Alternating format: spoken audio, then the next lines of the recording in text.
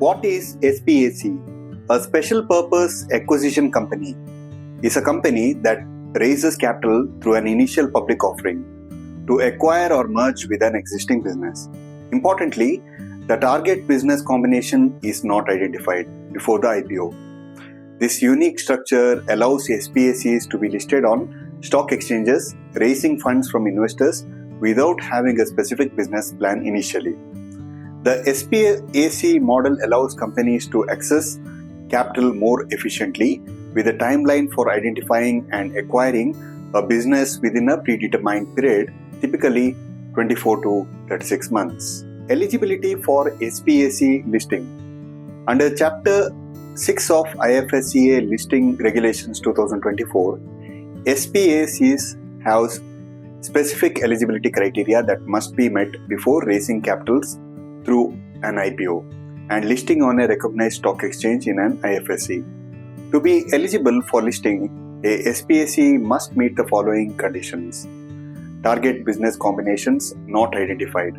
The target business combination should not be identified prior to the IPO. This keeps the process flexible, allowing the SPAC to identify and acquire a target post-listing. Redemption and liquidation provisions. The SPAC must have provisions for redemption and liquidation in line with the regulations, ensuring investor protection in case the business combination fails. Sponsor qualifications. The sponsor of the SPAC must have a proven track record in SPAC transactions, business combinations, fund management, or investment banking. This must be clearly disclosed in the offer document. SPACs are not eligible to list if the issuer or any of its sponsors is debarred from accessing capital markets, is a willful defaulter, or is a declared fugitive economic offender. These conditions ensure that only reputable and financially sound sponsors can create SPACs, giving investors confidence in the SPAC's future business combinations. IPO process for SPACs. The IPO process for SPACs follows the same guidelines as regular IPOs under Part A of Chapter 3 of the IFSCA Listing Regulations, with some specific adjustments for SPACs. The key step in the SPAC IPO process include appointment of lead manager.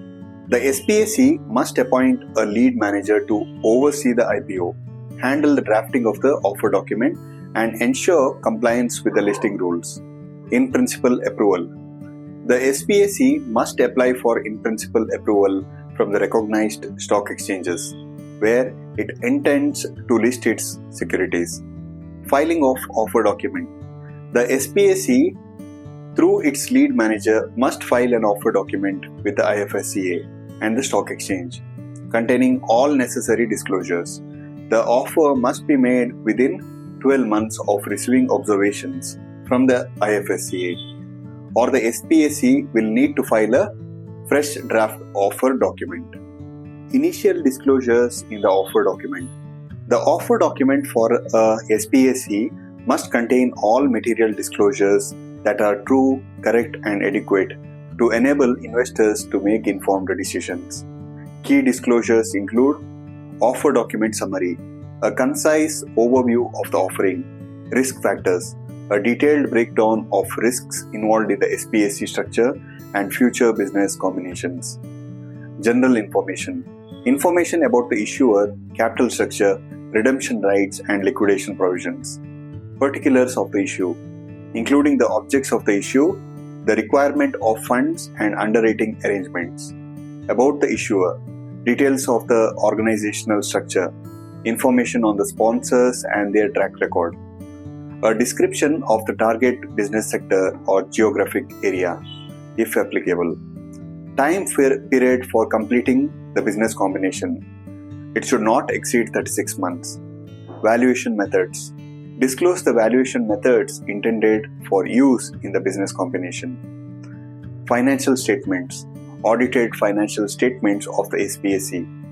Material related party transactions and legal information, including outstanding litigation, and regulatory approvals. The SPAC must also ensure that no business combination is identified before the IPO, and this declaration must be included in the offer document.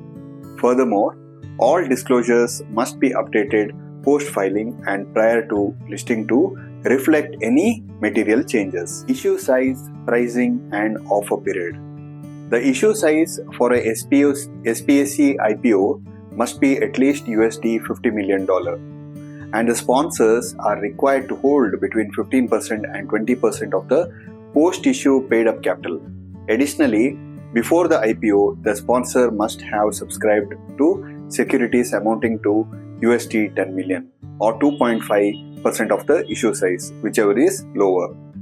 The SPAC IPO is conducted through a fixed price mechanism with the price determined in consultation with lead manager. The offer must remain open for at least 1 working day and not more than 10 working days.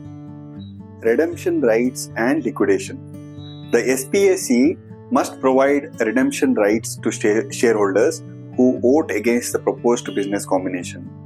These shareholders can redeem their securities for a pro rata share of the funds held in the escrow account. In case the SPAC fails to complete a business combination within 36 months, the proceeds in the escrow account are liquidated and the specified securities are delisted. Sponsors are not allowed to participate in the liquidation distribution. Post-business combination obligations.